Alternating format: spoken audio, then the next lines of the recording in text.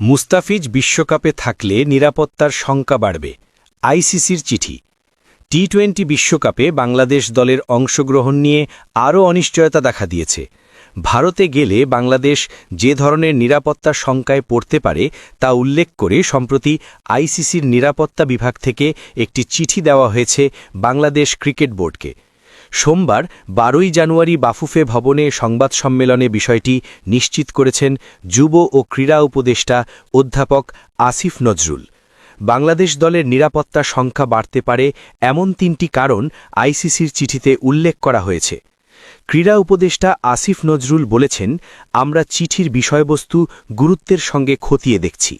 একটি দলের ক্রিকেটার কে হবেন সেটি একান্তই টেকনিক্যাল বিষয়, কিন্তু নিরাপত্তার অজুহাতে যখন কোনো নির্দিষ্ট খেলোয়াড়কে নিয়ে প্রশ্ন তোলা হয় তখন সেটি উদ্বেগের বিষয় হয়ে দাঁড়ায়। তিনি বলেছেন, চিঠিতে বলা হয়েছে 3টি জিনিস হলে বাংলাদেশ টিমের নিরাপত্তা আশঙ্কা বাড়বে।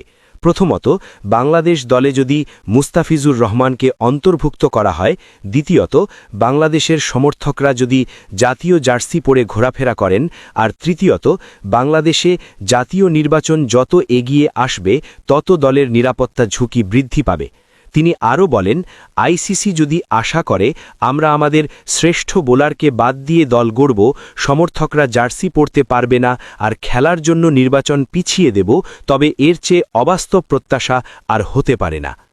বাংলাদেশকে শ্রীলঙ্কায় খেলার সুযোগ দেওয়া উচিত উল্লেখ করে সংবাদ সম্মেলনে উপদেষ্টা বলেন, আইসিসির কোনো এক দেশের নিয়ন্ত্রণে চলা উচিত নয়। ক্রিকেটের ওপর কারও মনোপলি থাকা উচিত নয়। আইসিসি যদি সত্যি গ্লোবাল অর্গানাইজেশন হয় এবং ভারতের কথায় ওঠবস না করে, তবে অবশ্যই বাংলাদেশকে শ্রীলঙ্কায় খেলার সুযোগ দেওয়া উচিত। এই প্রশ্নে আমরা কোনো রকম নতি স্বীকার করব না।